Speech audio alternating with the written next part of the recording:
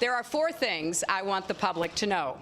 First, when I got to work as Secretary of State, I opted for convenience to use my personal email account, which was allowed by the State Department, because I thought it would be easier to carry just one device for my work and for my personal emails instead of 2. Looking back, it would have been better if I'd simply used a second email account and carried a second phone, but at the time, this didn't seem like an issue.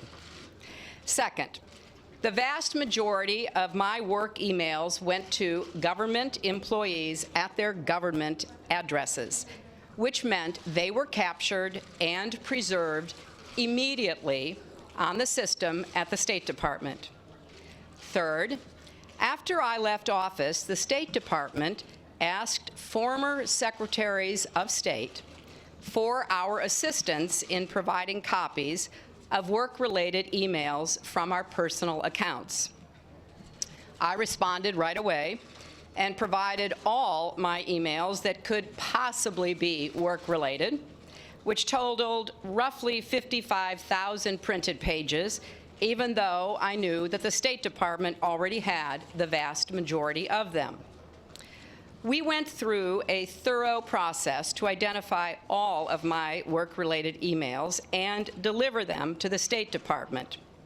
At the end, I chose not to keep my private personal emails about planning Chelsea's wedding or my mother's funeral arrangements, condolence notes to friends, as well as yoga routines, family vacations, the other things you typically find in inboxes.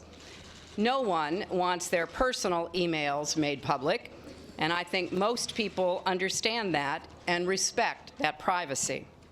Fourth, I took the unprecedented step of asking that the State Department make all my work-related emails public for everyone to see.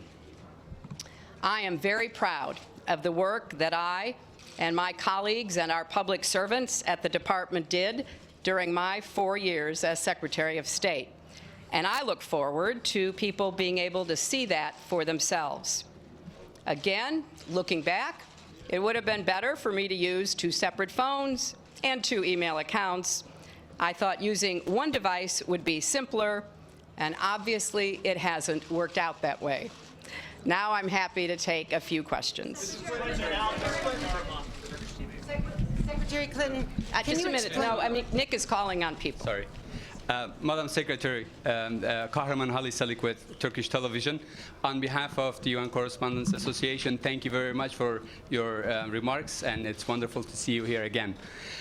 Madam Secretary, why did you opt out not using 2 devices at the time? Obviously, if this didn't come out, you wouldn't probably wouldn't become an issue. And my second follow-up question is, if you were a man today, would all this fuss being made be made?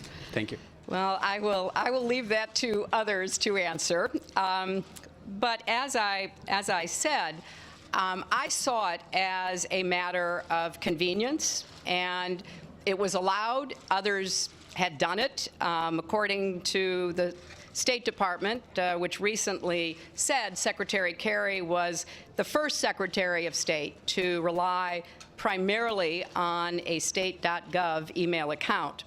And when I got there, I wanted to just use one device for both personal and work emails instead of 2. It was allowed, and as I said, it was for convenience, and it was my practice to communicate with State Department and other government officials on their .gov accounts. So those emails would be automatically saved in the State Department system to meet record-keeping requirements, and that indeed is what happened. And I heard just a little while ago the State Department announced they would begin to post some of my emails, which I'm very glad to hear because I want it all out there.